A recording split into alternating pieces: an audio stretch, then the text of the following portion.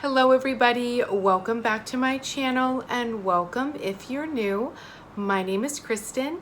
Today's video is a September energy update. I want to talk about the integration phase that we're in, the Kundalini activations to all of our chakras, and then I also want to talk about what's going on in the Twin Flame Collective. But before I get started, I just want to thank everyone from the bottom of my heart for all of your kind words, all of your well wishes, and all of the support I have received from my last few videos where I have shared what is going on in my personal life. So I will continue my healing diary series, but also know that I will be making the energy reports as well.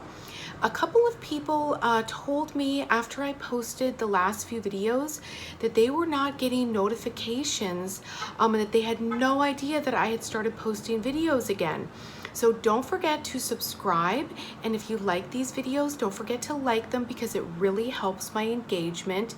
Whenever I don't post for a period of time, I sort of fall out of the YouTube logarithm. So I would really appreciate your help by liking the video, commenting if you feel like you want to share, and also subscribing and hitting the notification bells so that if you do want to be notified of these videos, that you are notified when I upload.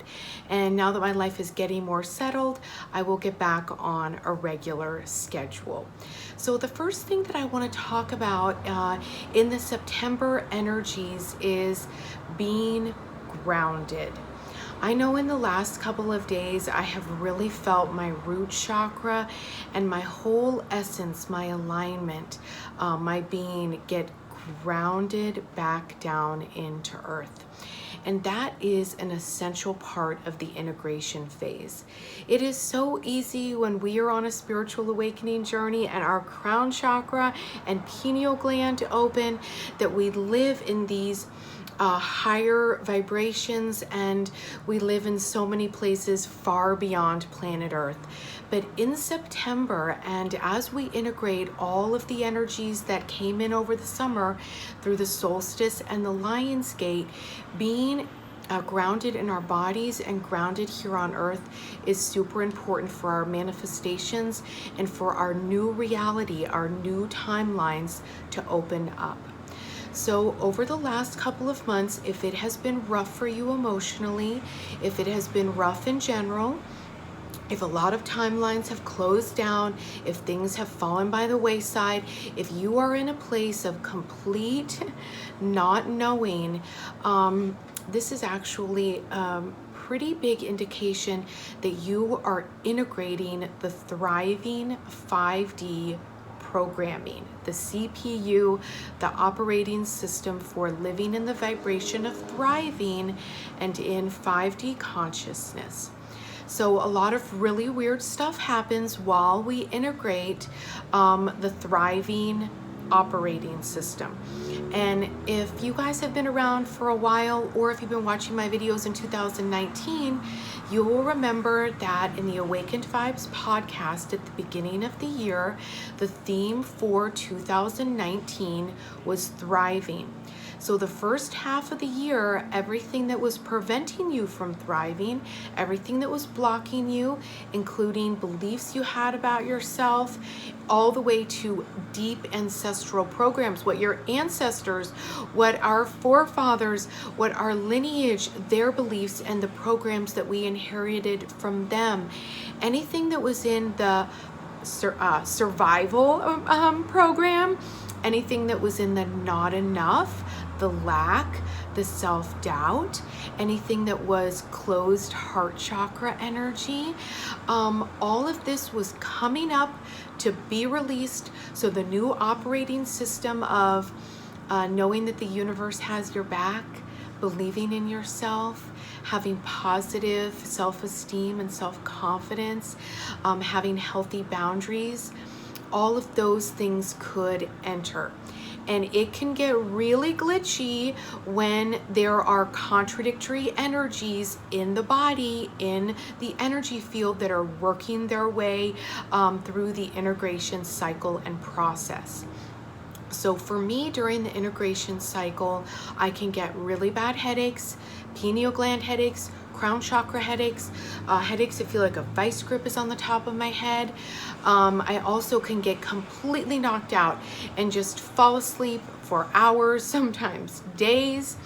I can also get a lot of anxiety, and so many clients, if not pretty much all of my clients, have gone through this over the course of their awakening, where the nervous system, where the Kundalini energy gets so activated and the nervous system responds with anxiety. So it is really important that self-love be the cornerstone and foundation for how you ride through the integration cycle, because it's gonna be glitchy. There are gonna be times where you feel like you did get hit by a truck. There are gonna be times when you felt like you went back to the beginning. And there might even be moments of dark night of the soul as deep soul sludge purges out, so that your energies, your own unique essence, the mojo that is you, the blending of your divine feminine and your divine masculine, it can find its natural rhythm. And to get to that place, we can go from one end of the spectrum to the other. And I know for myself, I am really balancing out masculine energies. For so many years in my life, especially when I was a television producer and when I worked in the entertainment industry, I worked in a very male-dominated environment. And even though I look very feminine and present very feminine, I have a lot of masculine energy, a lot of fire, and I have just been working through loving those parts of myself, integrating them, and let the feminine part of me, let that take the lead so that I can receive, so I can be in my intuitive self.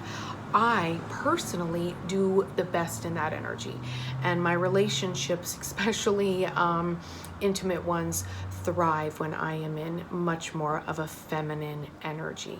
But it's different for everyone. But what is happening through the integration process is the balancing out of our energies, and also the alignment of our mind, heart, body, and spirit. So I want to actually read the definition of integration so that we can understand how profound integrating the thriving program actually is, and how we have to have so much compassion for our bodies, for our inner children, and for our twin flames while they integrate. Because people, and I know, speaking from my own personal experience, I can act really crazy when I'm integrating, because I can feel very scared, very unsure, and the fear of the unknown. Oh my gosh, did it just almost take me down earlier this summer.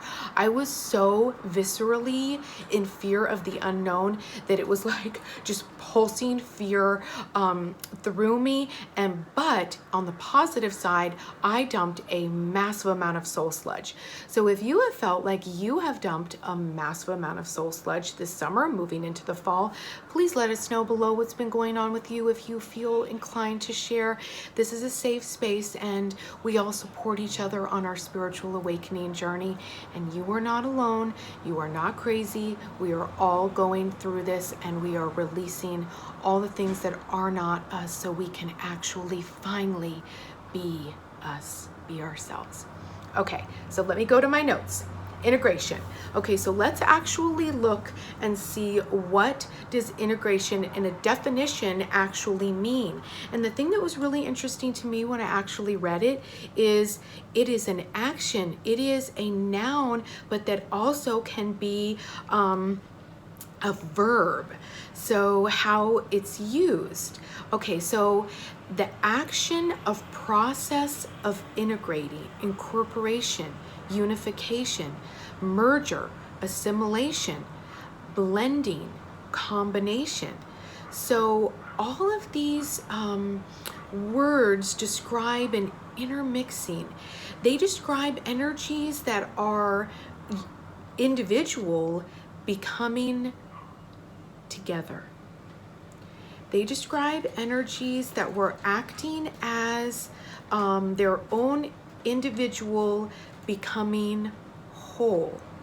And these energies when we integrate, create a different equation. So in terms of mathematics, when we integrate, we create something completely new. So what we started with is not what we end up with when it becomes a verb and actually moves from a noun into action. So it also describes the psychology of integration, being the coordinating of processes in the nervous system. Okay, so the way our nervous system has interpreted our environment for so many of us who are empathic is that the earth, our surroundings, are a place that are not safe, that can be dangerous, that can be fearful, and that we cannot trust. So if you have, and of course you have, because you're watching this video, you're watching this channel, when we are empathic and before we have learned to have healthy boundaries, before we have learned how not to absorb everyone else's energy, the world can seem an unsafe place. And that is an example of a block to the thriving program that would leave during the integration cycle, okay? So if I go back to my notes here, what is purging out? What is leaving? Fear of the unknown, resistance to change, expansion is scary. So that's the other part of thriving that can be glitchy or a block, is if we have belief systems that if we expand, we're going to be too busy and be exhausted. If we expand, we would be seen and then not be safe. If we expand, we wouldn't be able to handle it. If we expand, we would fail. I could go on and on and on.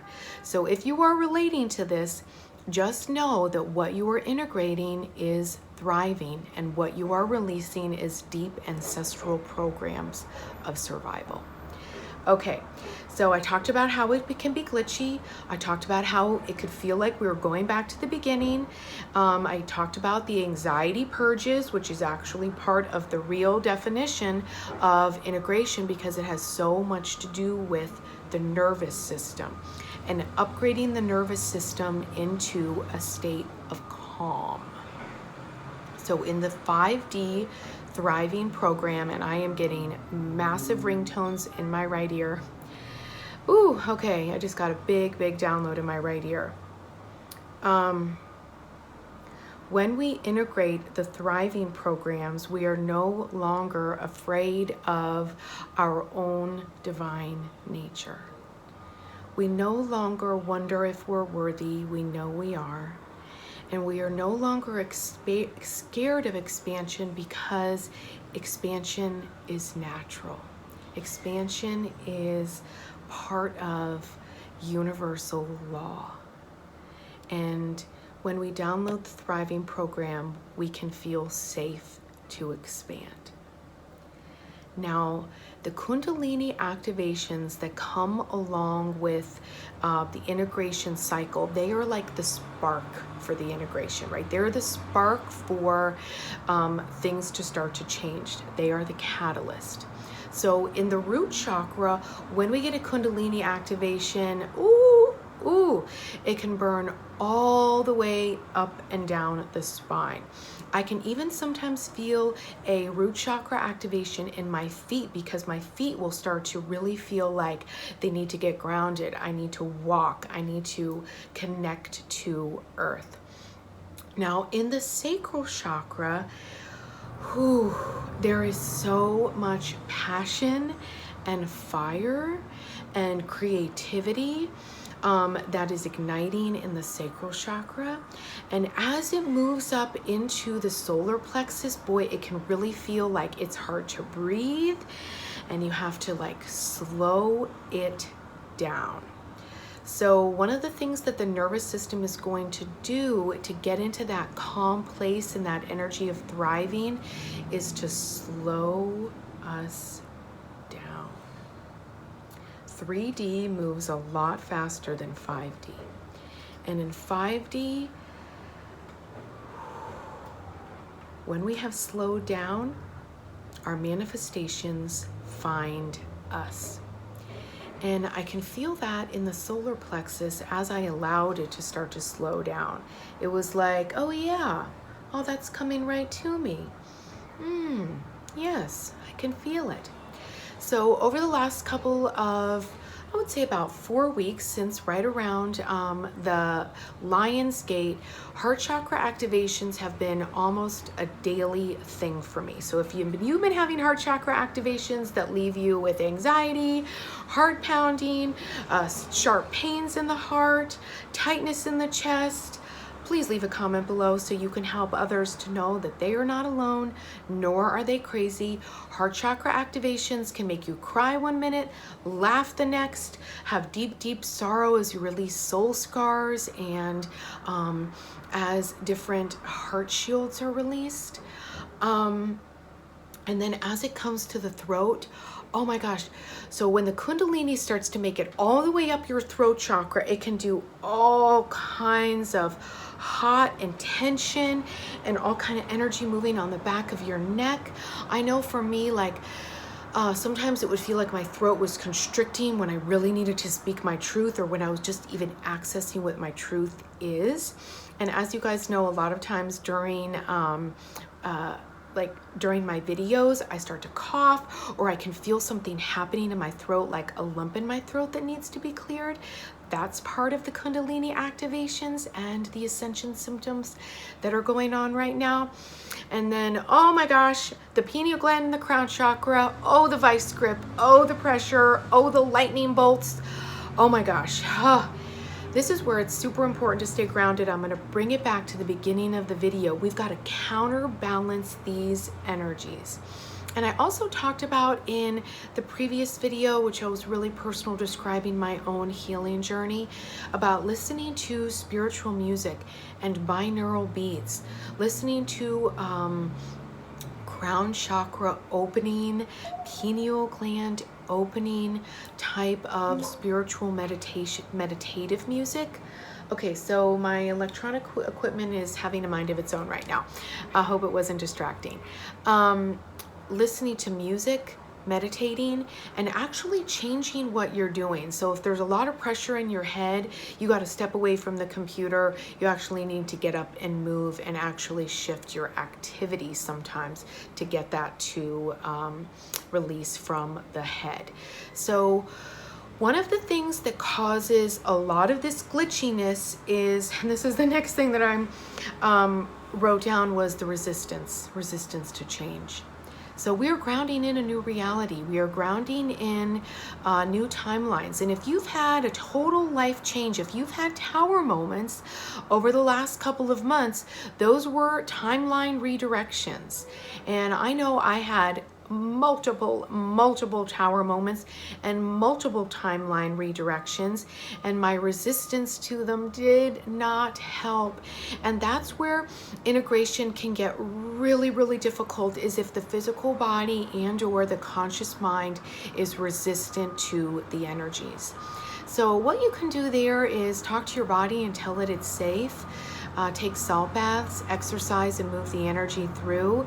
And if you have had sexual trauma or physical trauma, or if you were abused as a child, then there is inner child work to do. Your inner child might not feel safe and or worthy of the upgrades. If that is the case and I resonate with you, the link below to make an appointment so that we can work with your inner child. This is one of my specialties. And if when I'm saying these words, this is resonating for you, that this could be a reason why the integration is glitchy for you, then go ahead and reach out and let's get your inner child on board with your awakening. Okay, so now let's talk about twin flames and what is going on in the twin flame collective. Okay, so my ear is getting another download. So if I get a download and then I sort of like change direction of what I'm talking about, it's only because it was just new information that wanted to come in and it was taking priority over what I was speaking about. All of my energy reports are based on what I read in the collective. They are based on what I see with my clients, and then also my own spiritual awakening journey, because the last 7 years have just been the absolute craziest years of my life. And I had a massive awakening in 2012, and what I thought I knew, I didn't know, and where I thought my life was going wasn't where it was going. And the twin flame dynamic and my twin flame relationship was and is and always has been the catalyst for personal growth and for me to do and be better. Okay, so let's start here, and I want everyone to really understand, in my videos, only take what resonates for you. I present so many different aspects of the spiritual awakening journey. Don't try to make it fit your situation. Only take what just feels right for you, and know that if a message doesn't resonate for you, it's just a message for somebody else, okay? So I just try to, like I said, channel as much information as I can for you guys to help you on your spiritual awakening journey. So I'm gonna start with twin flames who have not met. But I want to issue the caveat that these messages are universal, and I speak to the whole twin flame collective that I am a part of. So even though you might be in a different category, if the messages resonate for you, then they resonate for you. And okay, so this is what I'm hearing for twin flames who have not met yet. Okay, so the first part of your spiritual awakening journey was about healing yourself and discovering who you are. And to meet your twin flame during that time would have only resulted in separation, and your higher self and spirit knew that that wasn't the right path for you. Now, as we move into September and we ground in the energies, your life is about living. You are healing. You do have an idea of who you are now. And your twin flame, you guys will find each other when you both are living. Living. So maybe you've been in a hermit phase. Maybe you've been hiding. Maybe you didn't think you were ready. Maybe healing was a priority. But what I'm hearing now is that if you haven't met your twin as of fall 2019, Spirit wants you to know that it's time for you to live. And I'm watching couples like this energy of like being out and about and like, oh, I'm with my friends, ha ha ha. And then you look up and you're like, whoa. Whoa. What just happened? So it's like it comes out of nowhere when you're in your own world. And that's where working through the fear of expansion will really assist you in meeting your twin flame, because I saw like 2 world tarot cards come together, because when twin flames meet, their worlds become exponentially larger. Okay, so now let's talk about twin flames who are currently not dating or speaking. Oh, dears. Oh, I feel it right in my heart chakra.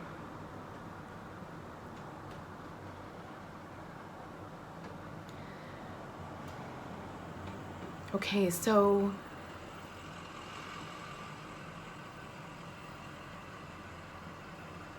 I'm just listening to, because there's so many messages coming through. Okay, so if you have not spoken to your twin, or if you have 0 contact right now, your energies, your timelines are still in flux.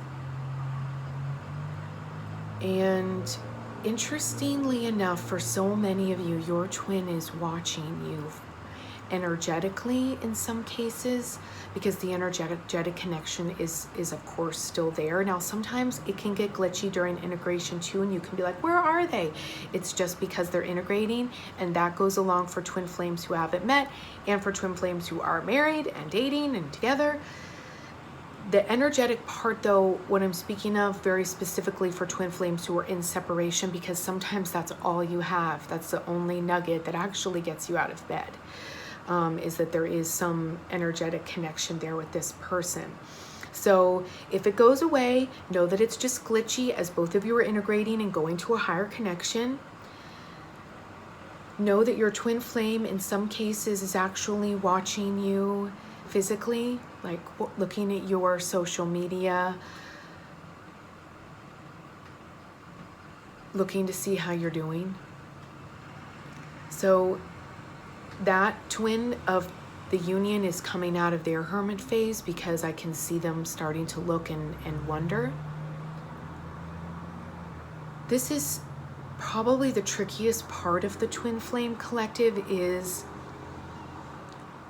being in your knowing of what you know in your heart, but not letting the heartache ruin your life, ruin your day, ruin your awakening, and living in the space of trust that you and your twins' vibrations have to balance out. And that could bring in a new twin. It could release the patterns with the twin who you think is maybe your twin. But to hold all of it very, very loosely is what I'm hearing, because the tighter we hold on to it, the heavier it is, and it doesn't allow the thriving energy to come in. So I know this is like a delicate balance of like trusting what you know in your heart.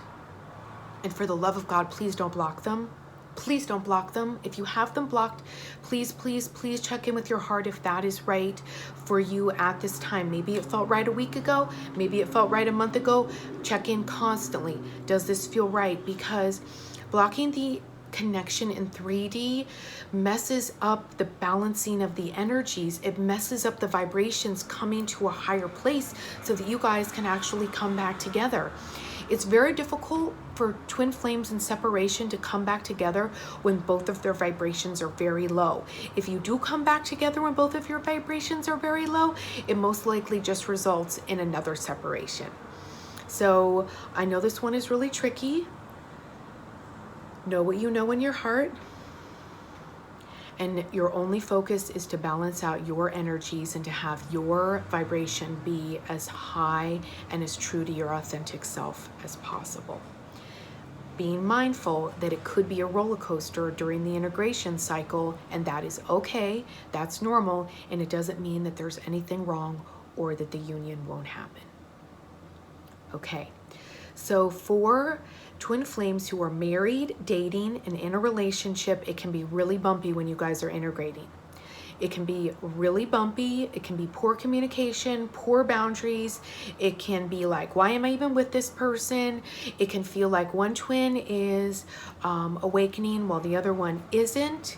And this is where, when I talk about how the twin flame journey is a individual journey, I really am speaking to couples, okay? Because you cannot heal your twin, nor is it your responsibility how fast or how slow they awaken, nor is it your place to judge how fast or how slow they awaken.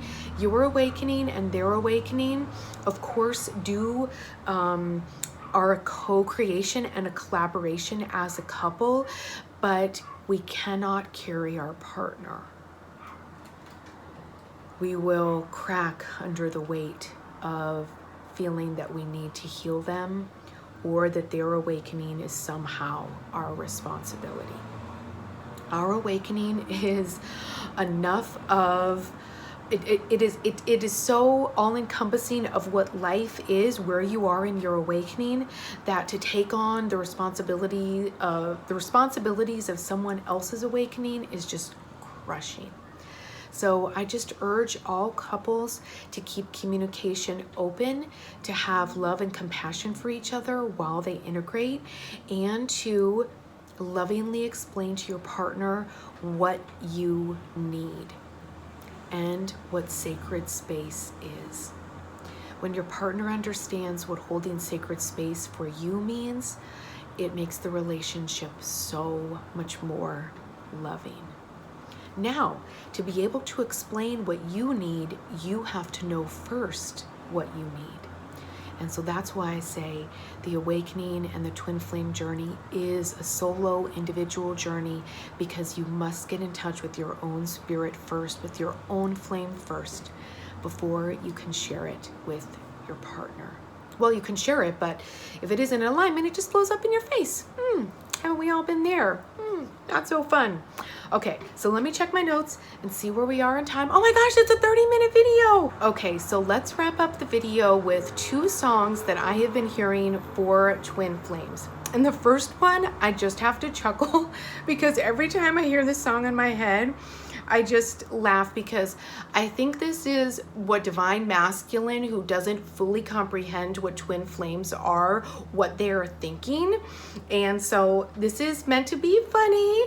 Okay, so the song is I Can't Go For That by Hall & Oates. No can do. Okay, so the lyrics that I always hear are I'll do anything that you want me to do. I'll do almost anything that you want me to do, but I can't go for that. No, no, no can do. I can't go for that. No, no, no can't do.